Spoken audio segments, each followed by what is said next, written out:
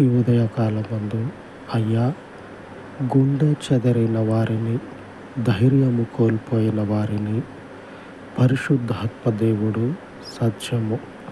ఈ పరిశుద్ధాత్మ దేవుడిని తండ్రి అటి వార్ల మీదకు పంపించి ధైర్యపరచమని, బలపరచమని, సజీవమగినటువంటి మీ ఆత్మచేత తండ్రి వారి హృదయాలను, వారి జీవితాలలో స్థిరపరచి తొట్రుపడకుండా బలమైనటువంటి మీ ఆత్మచేత వారిని తండ్రి వారి జీవితంతో పాటు మీ మార్గములో స్థిరపరచమని పరిశుద్ధుడు అయిన తండ్రి మరొక మారు దినమంతయు కూడా ఆకాశము కంటే ఎత్తైన మీ కృపలో వర్ధిల్ల చేయమని యేసునామమున వేడుకొనుచున్నాను తండ్రి.